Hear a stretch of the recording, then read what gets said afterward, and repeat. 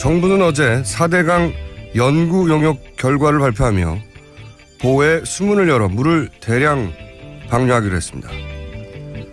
그동안 정부는 녹조 현상에 대해 여름의 고온 때문이라며 4대강과의 관련성을 부인해왔죠. 그러다 마침 이번에 연구 용역 결과가 나와 물을 방류한다는 겁니다. 그런데 보를 설치하기 이전부터 예견되었고 매년 학계와 시민단체가 지속적으로 문제 제기했던 걸 이제야 마침 연구 용역 결과가 나와서 발표하게 됐다는 식입니다. 물을 가두면 썩는다는 게 무슨 5년씩 따로 연구를 해야 알 수 있는 엄청난 자연의 비밀입니까? 그걸 정말 몰라서 여태 그냥 둔 겁니까? 대통령이 파면이 되고 다음 정권이 들어설 시기가 다가오니까 그러는 거 아닌가요? 저는 다음 정권에 많은 걸 바라지 않습니다. 여태 불가능했던 것들이 마법처럼 다 해결될 거라고 생각하지도 않습니다. 다만 국민들을 상대로 사기는 더 이상 안 쳤으면 좋겠습니다.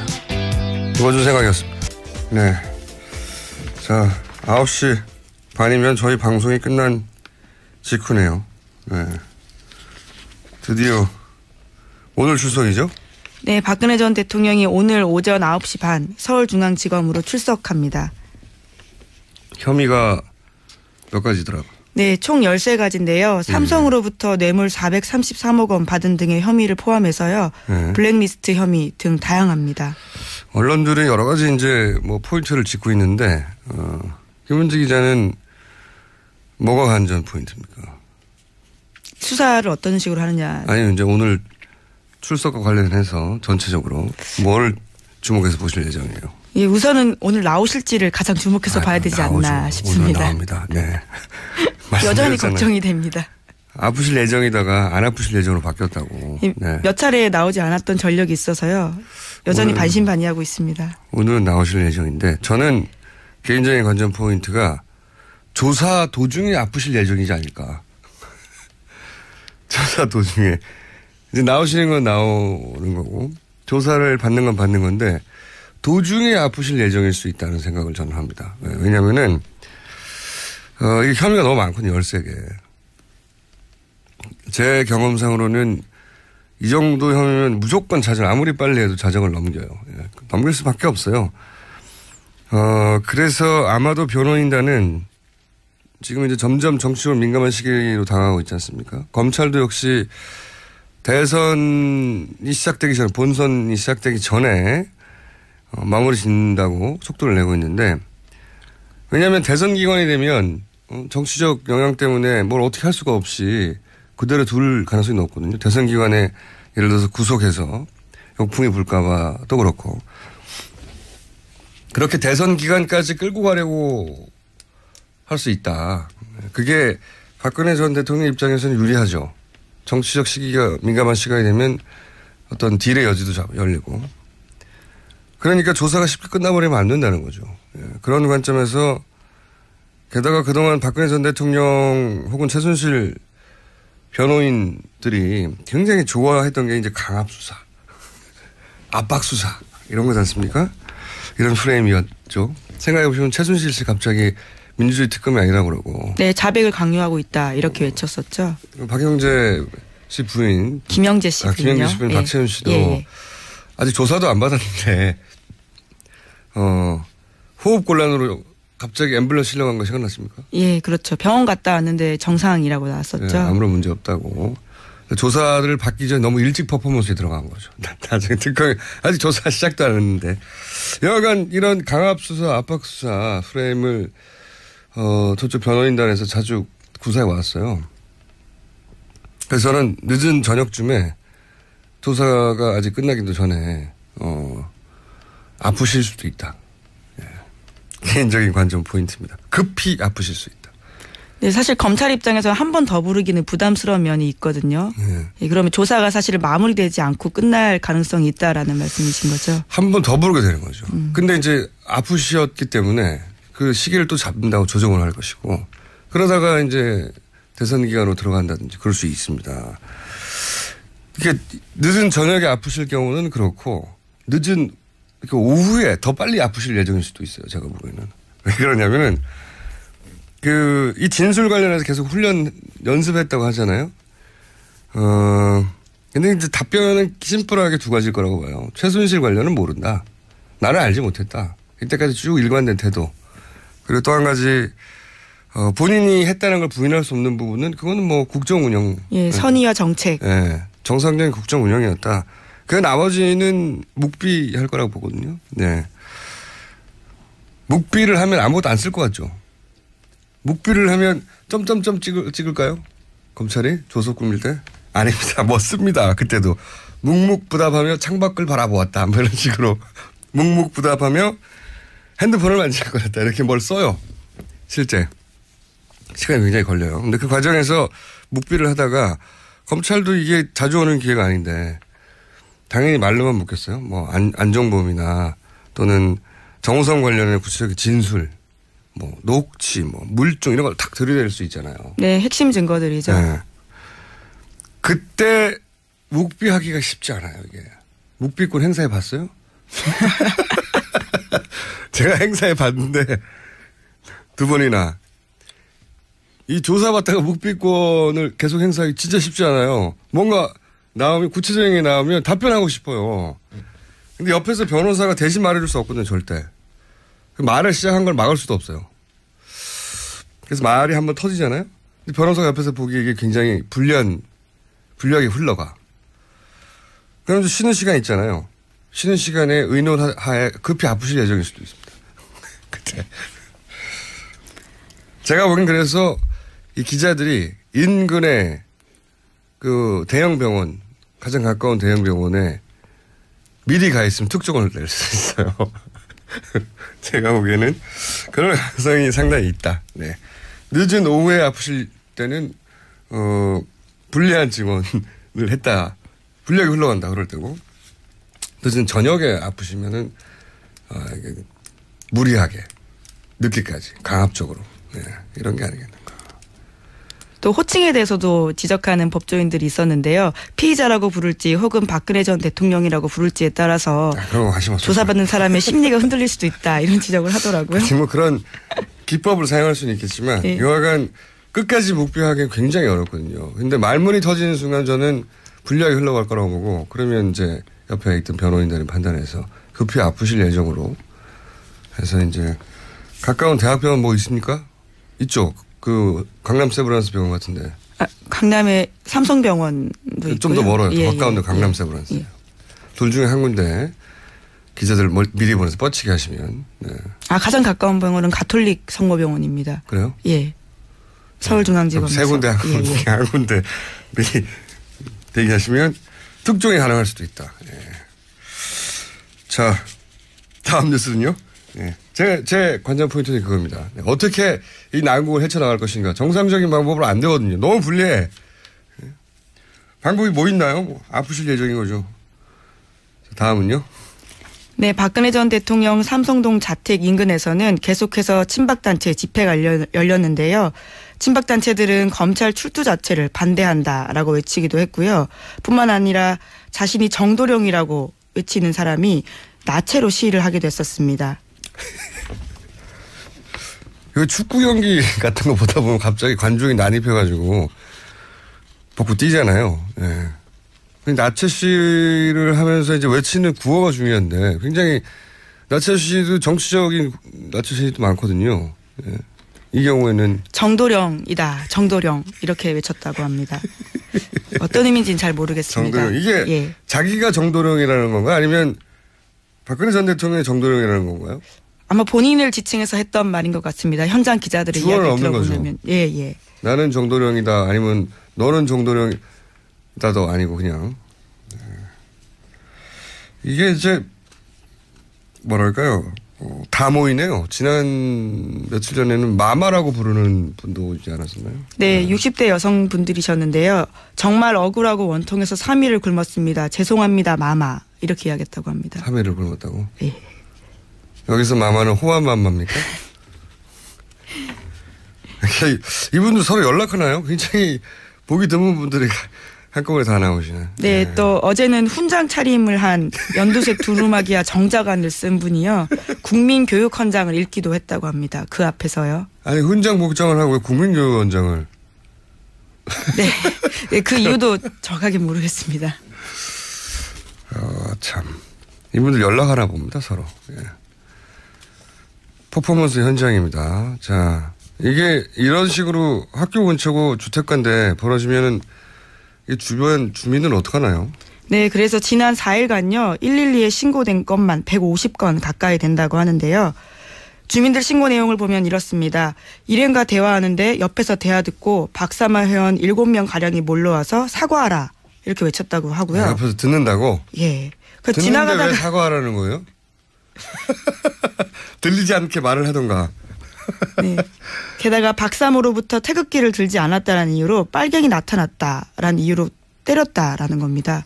그래서 폭행당했다 신고도 했었고요. 네. 뭔가 거기가 블랙 코미디 현장이 된 것 같아요. 네, 그래서 어제 인근 초등학교 학부모들이요 학생 안전 보장해 달라면서 캠페인 벌이기도 했습니다. 그런데 그 캠페인을 향해서도요 조작된 거 아니냐, 어디서 왔냐 이렇게 소리 질렀다고 합니다. 박근혜 대통령이 돌아가라고 한마디만 하면 되는데 예. 이분들이 아마 이게 검찰로 출석하는 자체를 반대하겠죠. 막았을 것 같아요. 네네. 예. 오늘 그렇게 할 거라고 합니다. 그래도 박근혜 대통령 지금 지지율 조사하면 제 생각에 4~5% 나옵니다. 예. 이분들이 있어요. 그 지지율이 제가 보기에는 김진태 후보에게 가리지 않을까. 아직 김진태 후보를 여론조사에 포함한 결과가 발표된 적이 없는데 제 생각에 한 4~5% 정도 나올 것 같아요. 그분이. 지난주 갤럽 조사부터 이름을 올리기 시작했습니다. 그래요? 예. 네. 이제 본 경선에 올라갔죠. 네. 네. 4~5%까지도 가능하다 저는 개인적으로 생각하는데 그 얘기는 이따 이제 관련 뉴스 남은 얘기하기로 하고 자 다음 뉴스는요. 네, 어제 최순실 씨 형사재판 열렸는데요. 여기에 권오준 포스코 회장이 나왔습니다. 직접 나와서 이렇게 이야기했는데요. 박근혜 전 대통령으로부터 여자 배드민턴 팀 창단 요구를 직접 받았다 이렇게 진술을 했는데요. 또 박 전 대통령 독대 이후에는 안종범 전 수석이 WK 조성민 대표의 전화번호를 건네주면서 만났다라는 증언도 했습니다. 이게 이런 거예요. 예를 들어서 검찰이 이 진술 이미 가지고 있을 거 아닙니까. 검찰이. 예를 들어서 왜 직접 그 배드민턴 팀 창단 요구를 했냐. 그럼 이건 스포츠 발전을 위해서 내가 나선 거다. 여기서 끝날 줄 알겠죠. 그런데 왜 그걸 WK가 맞도록 했냐. WK는 최순실 씨 회사란 말이죠. 최순실 씨가 개인적으로 하는 회사인지 몰랐다. 그럼 누가 소개해 줬냐. 최순실 씨밖에 없거든요. 그 답변이 하다 보면은 이게 빠져나가기 힘들단 말이죠. 이렇게 질문이 진행되는 과정에서 예를 들어서 스포츠 발전을 위해서 그랬다. 근데 왜 WK가 그러면 스포츠 발전은 왜 꼭 최순실 씨 회사가 해야만 하느냐라는 각도로 좁혀 들어가면 갑자기 묵비를 하면 또 불리해요. 진술이. 답변을 하기도 애매하잖아요. 이런 상황, 불리한 상황이 닥치면 아프신 거 말고는 어떻게 나갑니까? 이게 맞아. 근데 그거를 본인은 모를 수 있지만 옆에 앉아있는 변호인 입장에서는 이거 불리하게 돌아간다. 나중에 진술서가 불리하겠다 싶으면 앰뷸런스 부를 수 있습니다. 다음 뉴스는요? 네, 또 어제 형사재판에서요. 최순실 씨 경복초 라인이었던 KD코퍼레이션 대표가 나와서요. 최순실 씨에게 샤넬백에 이어서 4천만 원도 줬다라는 진술을 다시 한번 확인한 건데요. 새롭게 나온 이야기도 있습니다. 이 KD코퍼레이션 대표가요. 삼성에 납품하고 싶다 이렇게 이야기하자 최순실 씨가 삼성은 얘기가 안 먹힌다 라면서 잘랐고요. 이후에 현대차는 가능할 것 같다면서 거기를 해줬다라는 거죠. 삼성은 내 거라는 거죠. 내가 먹는다. 네. 삼성 건들지 마. 새로 나온 내용이네요. 예. 샤넬백 4천만 원은 뭐 계속 나왔던 얘기인데 여기서 원래는 삼성이 하고 싶었는데 삼성은 내 거야. 거절하고 자기가 이제 통으로 드셔야 하기 때문에 이렇게 자잘한 거 붙으면 안 되는 거죠. 예.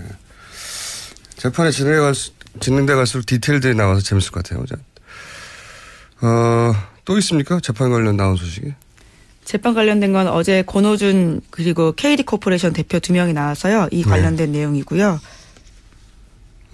미르재단, K스포츠재단 설립이 취소됐다는 뉴스가 어제 나왔던 것 같은 그죠? 네, 문화체육관광부가 그렇게 결정했습니다. 두 재단이 불법적인 설립 운영으로 인해서 공익침해 상태가 됐기 때문에 이를 처분을 취소한다라고 하는 건데요. 없어지게 된 겁니다. 그럼 이제 예를 들어서 노승일 씨, 박헌영 씨 이런 분들은 어떻게 할까? 당장 뭐 먹고 사나. 그래서 저희가 잠시 후에 노승일 씨를 만나볼 예정입니다. 네. 자, 다음 주는요? 정유라 씨 쪽이 덴마크 검찰의 한국 송환 결정에 불복해서 지난 17일에 법원에 이의 제기를 공식 접수했는데요.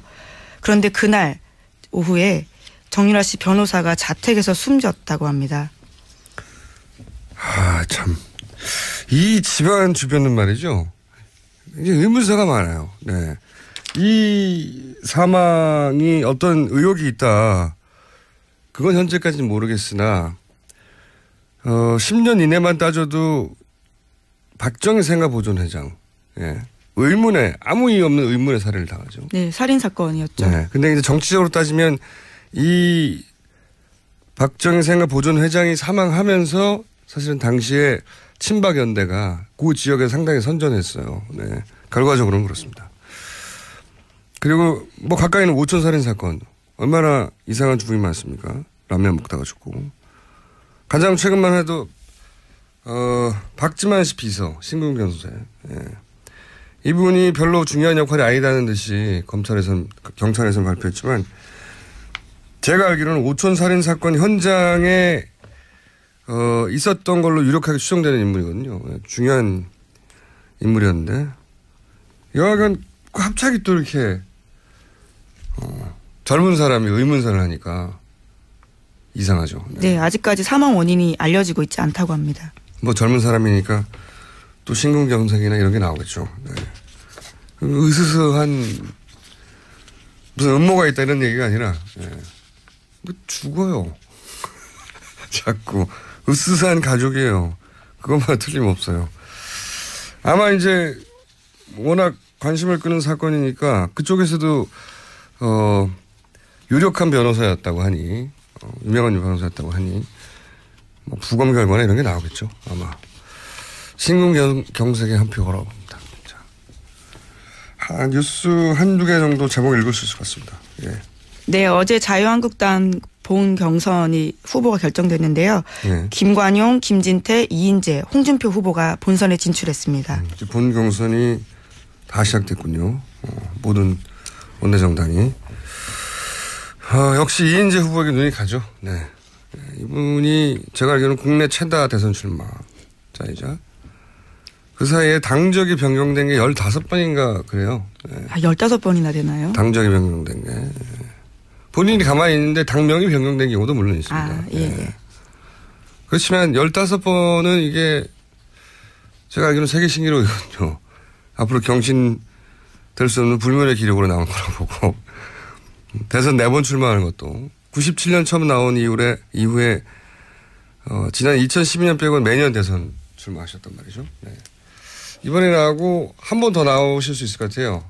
나이로 볼 때. 예. 불멸의 기록이다. 눈이 간다. 네, 이게 별명이 피닉제로 온라인에서는 네. 유명합니다. 온라인뿐만 아니라 당적이 15번 변경된 15번까지 세고 말았거든요. 16번이 되는지 모르겠어요, 이제. 신기록이에요. 자, 제목. 네, 홍준표 경남도지사가요. 어제 경남도 간부회의에서 자신이 출마하더라도 보궐선거는 없다 이렇게 말했다고 합니다. 이 기사요. 이게 간단하게 얘기하면 이거거든요. 4월 9일 날까지 사퇴해야 되는데 4월 9일 사퇴하면 5월 9일 대선 때 같이 보선을 합니다. 그래서 경남도지사를 새로 뽑아요. 근데 여기서 4월 9일 사퇴를 해대 4월 10일 날 접수한다는 거죠. 서류를. 네, 그렇죠. 통보를요. 선관위에다가. 네. 그렇게 되면 4월 10일이니까 5월 9일 날 보궐선거를 안 해요. 그러면 임기가 1년 2개월 남았거든요. 그럼 1년 2개월 동안 부지사 대행체제가 되는 거죠. 대행체제. 대통령 대행체제처럼. 네, 시장 대행, 도지사 대행 체제가 되는 겁니다. 그러면 본인이 뽑고 안착시켜놨던 자유한국당 출신의 혹은 자기 보좌진 출신들의 그 집행부 체제가 그대로 유지가 되는 거죠. 유지가 되는 거죠. 예. 1년 2개월 동안. 이거는 진짜 얍삽한 거거든요. 이렇게 하면 안 되고 이게 말이 됩니까? 그 법에 빈틈을 노린 건데 이거 어떻게 됩니까 이거. 이건 말이 안 되는 거예요. 법적으로는 어떻게 할 수 없는데 이건 욕먹어야 됩니다. 그리고 안타깝게도 저희가 잠재 대선 후보로 인터뷰했던 김진 전 중앙일보 논설위원은 탈락하셔가지고 네, 안타깝네요. 미리 인터뷰해뒀는데. 자, 여기까지 하겠습니다. 시사인의 김은지였습니다. 감사합니다. 네. 자, 9시 반이면 저희 방송이 끝난 직후네요. 네. 드디어 오늘 출석이죠? 네, 박근혜 전 대통령이 오늘 오전 9시 반 서울중앙지검으로 출석합니다. 혐의가 몇 가지더라고요. 네, 총 13가지인데요. 삼성으로부터 뇌물 433억 원 받은 등의 혐의를 포함해서요. 네. 블랙리스트 혐의 등 다양합니다. 언론들은 여러 가지 이제 뭐 포인트를 짚고 있는데 김은지 기자는 뭐가 관전 포인트입니까? 수사를 어떤 식으로 하느냐. 아니 이제 오늘 출석과 관련해서 전체적으로 뭘 주목해서 보실 예정이에요? 예, 우선은 오늘 나오실지를 가장 주목해서 봐야 되지 나오죠. 않나 싶습니다. 오늘 나옵니다. 네. 여전히 걱정이 됩니다.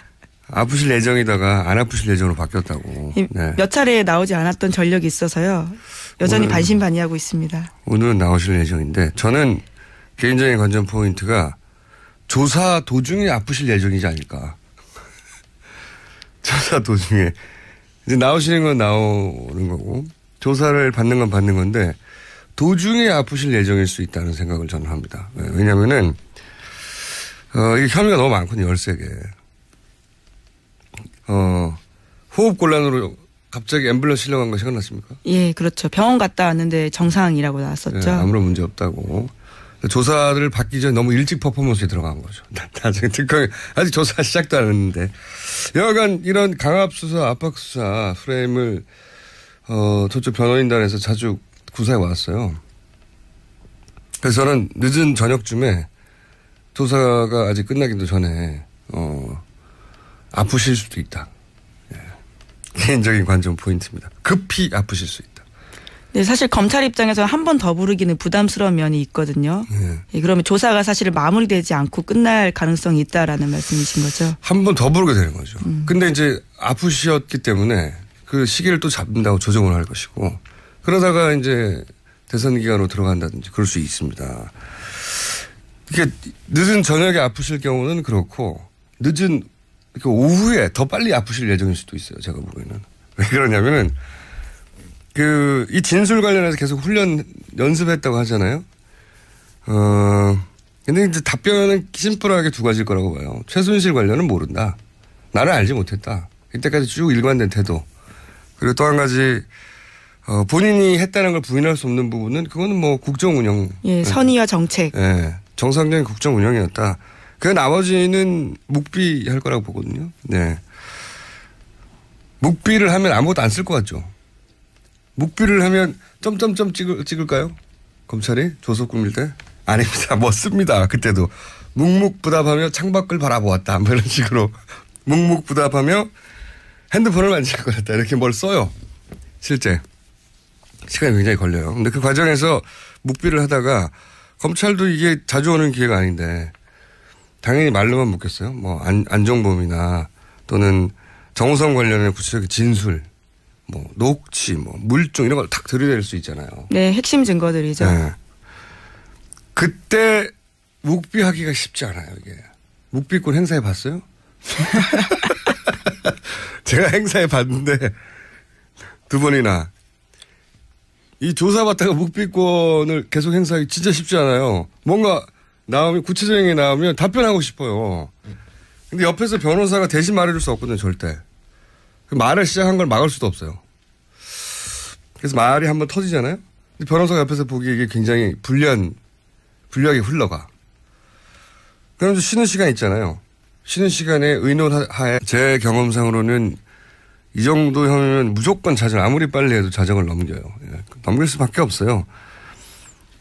그래서 아마도 변호인단은 지금 이제 점점 정치적으로 민감한 시기로 다가가고 있지 않습니까? 검찰도 역시 대선이 시작되기 전에, 본선이 시작되기 전에 마무리 짓는다고 속도를 내고 있는데, 왜냐하면 대선 기간이 되면 정치적 영향 때문에 뭘 어떻게 할 수가 없이 그대로 둘 가능성이 높거든요. 대선 기간에 예를 들어서 구속해서 역풍이 불까 봐도 그렇고, 그렇게 대선 기간까지 끌고 가려고 할 수 있다. 그게 박근혜 전 대통령 입장에서는 유리하죠. 정치적 시기가 민감한 시간이 되면 어떤 딜의 여지도 열리고. 그러니까 조사가 쉽게 끝나버리면 안 된다는 거죠. 그런 관점에서 게다가 그동안 박근혜 전 대통령 혹은 최순실 변호인들이 굉장히 좋아했던 게 이제 강압수사, 압박수사 이런 거지 않습니까? 이런 프레임이었죠. 생각해보시면 최순실 씨 갑자기 민주주의 특검이 아니라고 그러고. 네, 자백을 강요하고 있다 이렇게 외쳤었죠. 박영재 씨 부인. 김영재 씨 부인요. 김영재 씨 부인 예. 박채윤 씨도 예. 아직 조사도 안 받았는데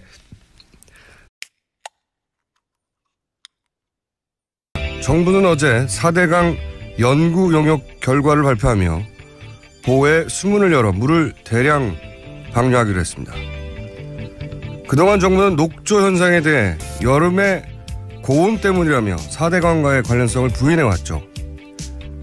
그러다 마침 이번에 연구 용역 결과가 나와 물을 방류한다는 겁니다.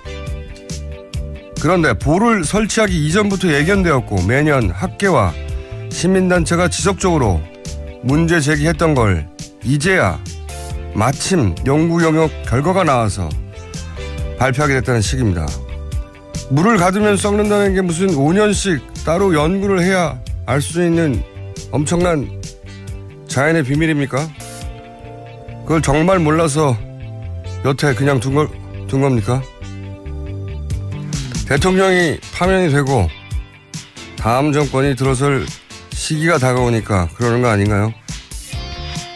저는 다음 정권에 많은 걸 바라지 않습니다. 여태 불가능했던 것들이 마법처럼 다 해결될 거라고 생각하지도 않습니다. 다만 국민들을 상대로 사기는 더 이상 안 쳤으면 좋겠습니다. 이번 주 생각이었습니다.